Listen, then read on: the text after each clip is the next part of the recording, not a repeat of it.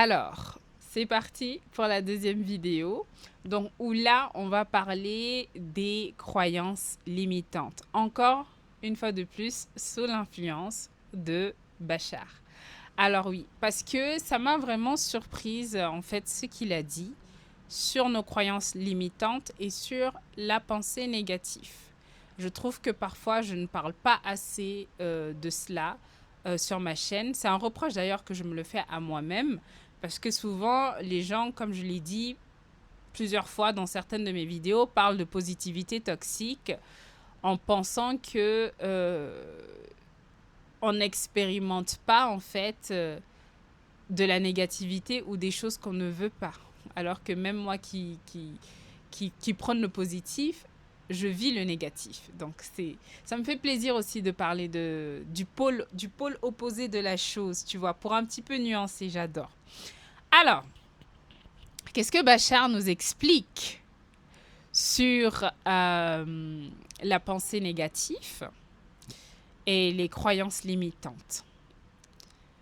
Il va se passer quelque chose quand vous allez commencer à reprendre le contrôle de vous-même et que vous allez commencer à assumer que vous êtes le créateur de votre réalité. Moi, en tout cas, je le vis en ce moment. Et quand vous allez commencer à aller vers ce que vous voulez réellement, à vraiment orienter votre vie pour le meilleur, vous allez expérimenter ce que beaucoup de gens appellent en spiritualité la nuit noire de l'âme. C'est-à-dire, vous allez, toutes vos croyances limitantes vont remonter. Ça peut être des croyances comme tu n'es pas assez bien, tu es nul, tu vas pas y arriver, non mais regarde où tu en es dans ta vie, regarde ça, mais regarde, il y a ça qui va pas, il y a telle personne qui t'aime pas, regarde cette situation dans ta vie, comment est-ce que tu vas y arriver? Bref, je pense que j'ai très bien résumé.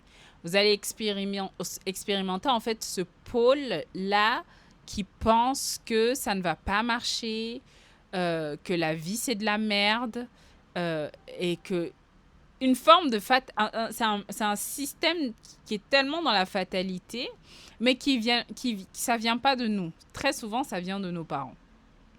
Je lui dis. Et j'en avais parlé, je crois. Très, très souvent, ça vient de nos parents. Voilà. Donc, les peurs de notre entourage, les peurs de nos parents, tout ça, ça va remonter. Et Bachar, en fait, explique que c'est normal. Parce que le positif ne va pas sans le négatif. C'est là où je dois être honnête. Le positif ne va pas sans le négatif. Donc même quand on se dit positif, je rassure la galerie, ça ne veut pas dire qu'on n'expérimente pas le négatif. Est-ce que vous comprenez? C'est juste que je préfère un pôle à un autre. C'est tout. Moi-même, je l'ai dit, il y a des gens qui préfèrent le pôle négatif au pôle positif. Mais le positif aussi existe dans leur vie. Mais c'est juste qu'ils préfèrent le pôle négatif au pôle positif. Mais même quand vous rencontrez quelqu'un qui est négatif, il y a forcément un côté de lui qui est positif. Parce que c'est une dualité parfaite. Maintenant, chacun choisit son camp, mais les deux pôles existent jusqu'à la fin des temps. C'est comme ça. L'univers... Alors, Bachar, lui, il explique qu'il y a le positif, le neutre et le négatif. Il parle même du neutre. Le neutre, alors, c'est le milieu. C'est-à-dire, je ne suis ni positif ni négatif. J'ai rencontré des gens comme ça aussi. Des gens, c'est-à-dire, peu importe la situation, ils se disent, bof, bon.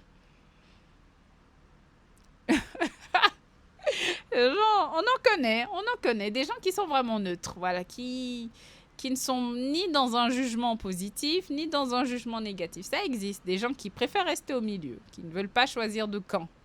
Et c'est OK. C'est une manière de vivre aussi. Donc c'est assez intéressant parce que Bachar parle du neutre. Ça, j'avais très peu entendu ça, mais j'ai été étonnée de voir qu'il parle du neutre, en fait. J'ai dit le neutre. Donc on peut être neutre face à certaines situations. On peut se dire neutre, c'est-à-dire je ne vais pas dire que je suis positif, je ne vais pas dire que je suis négatif, je suis neutre. C'est intéressant. Mais ce qu'il explique surtout, c'est que voilà comment la pensée négative et les croyances limitantes fonctionnent. Quand vous commencez, comme j'ai dit, je l'ai dit quelques minutes auparavant, à améliorer votre vie, à améliorer votre énergie, le pôle négatif va se renforcer. Et il ne faut pas être étonné. Parce que moi, au départ, quand ça a commencé, je me disais, mais pourquoi ça se renforce comme ça? Tout simplement parce que le système des croyances, j'essaie de trouver le mot en français parce que Bachar, je l'écoute beaucoup en anglais.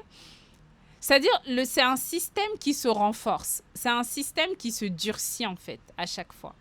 C'est un système qui se durcit. Pourquoi?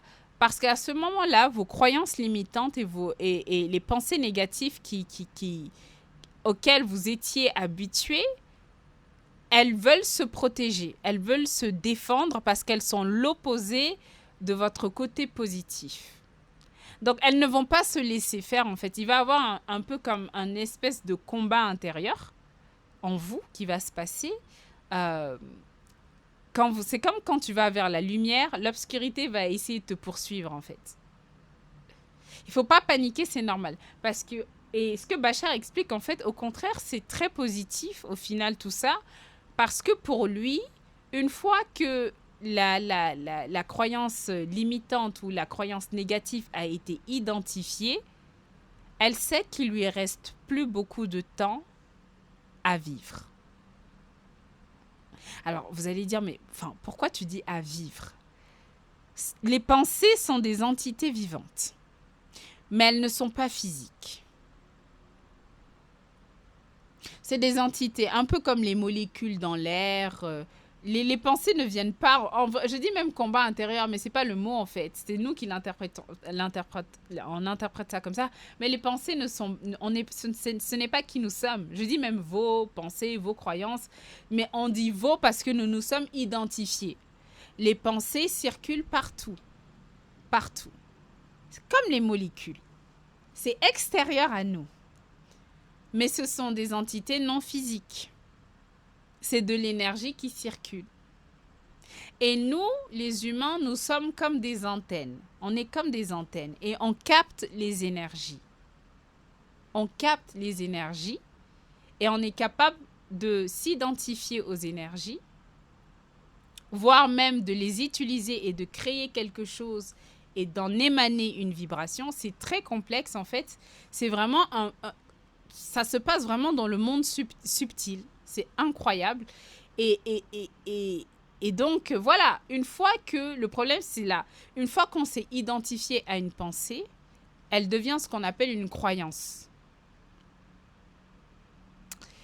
Et forcément, ce sont des entités qui s'accrochent à nous. Et parce qu'on leur a donné la permission de rentrer dans nos vies. Et de co-créer avec nous, en fait. C'est très complexe. Mais restez, vous allez comprendre. Restez jusqu'au bout, vous allez comprendre.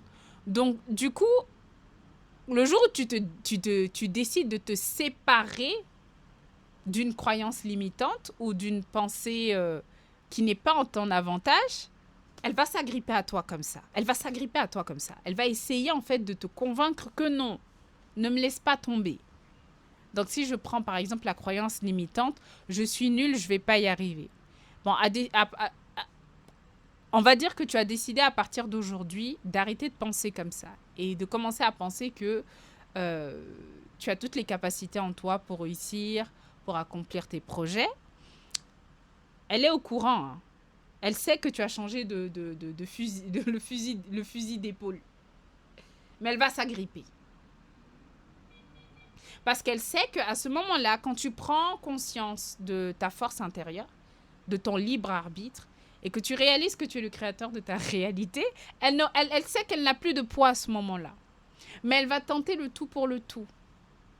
Parce que sa survie dépend de ton attention. C'est des entités, hein, les pensées. C'est des entités. Je ne sais pas comment vous expliquer ça, mais c'est des entités, en fait. Et non, moi, quand j'ai compris ça, j'étais là, oh, on a affaire à des entités, en fait. C'est très, ouais, c'est très bizarre de le dire. Et c'est pour ça que, voilà, il y a beaucoup de gens qui disent, quand, voilà, on entend plein de gens dire ça. J'essaye de changer, mais j'y arrive pas.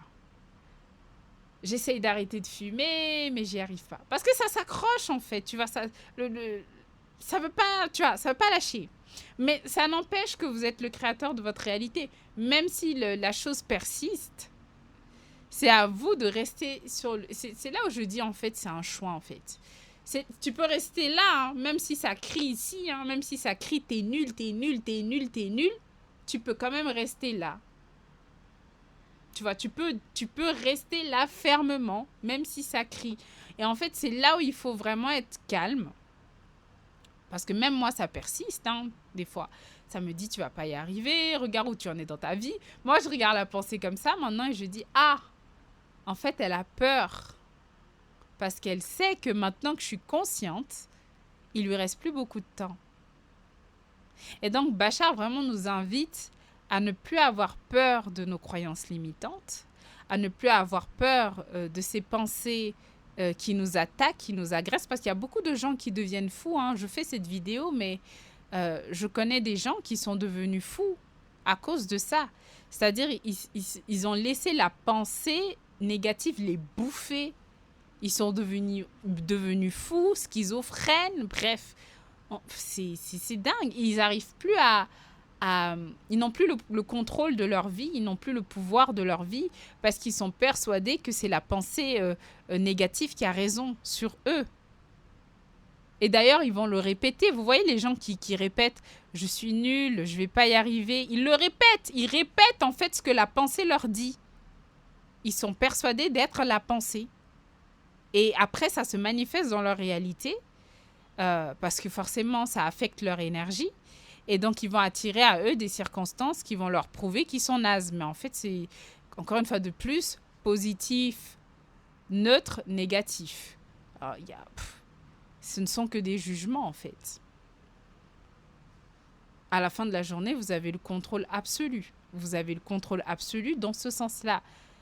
Pas comment dire, pas de stopper les pensées, parce que c'est impossible de stopper les pensées, mais faire le tri, oui. T'es nul? Ok, toi tu dis que je suis nulle, je te mets là. T'es fabuleuse, viens. Moi j'aime bien, je t'aime bien toi, c'est comme ça. Elle va revenir pour te dire encore, t'es nul. Ok, j'ai compris, je suis nulle. Ça, c'est ton point de vue. Ça, c'est toi. Ça, c'est ok. T'es fabuleuse, viens. C'est comme ça. C'est un peu, vous savez, c'est un peu comme vous devez faire le tri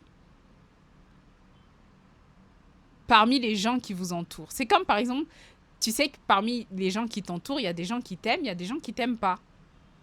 Tu vas pas aller te coller aux gens qui t'aiment pas, on est d'accord. Tu vas pas aller traîner avec des gens qui sont contre toi. Tu vas pas aller traîner avec des gens qui t'insultent et qui te critiquent dans ton dos. Non, tu les mets à côté. Et tu vas traîner avec des gens qui te motivent. Des gens qui t'aiment, qui t'apprécient. En fait, c'est comme ça qu'il faut voir les pensées. Donc, les pensées qui vous détestent, là, vous me les mettez à gauche. Voilà. Elles vont venir, hein, vous dire que vous êtes naze, nul. Ok. Les pensées qui vous adorent, qui veulent votre bien, qui veulent vous voir évoluer, vous les mettez, voilà, vous les mettez là, très proches. C'est comme ça, c'est un jeu. Donc, autant il faut faire le tri avec son entourage, j'ai envie de vous dire. Autant il faut faire le tri aussi avec les pensées qui vous aiment versus les pensées qui vous détestent. C'est un jeu. Voyez ça comme un tri, comme si vous triez des membres de votre entourage. Voilà. Si je peux parler comme ça, je ne sais pas si c'est clair.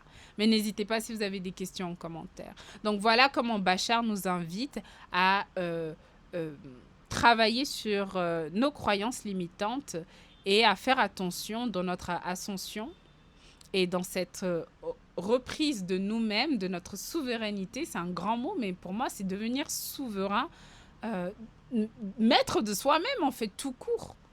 Tu redeviens le souverain que tu es, en fait. Et c'est ça, être puissant. C'est ça, être fort. C'est ça, le pouvoir, d'ailleurs. Le vrai pouvoir, pour moi, c'est ça. C'est quand je peux décider de ce qui est bon ou mauvais pour moi. C'est tout. Voilà. Sur ce, je vous embrasse très, très fort et on se dit à très bientôt pour d'autres vidéos. Allez, ciao!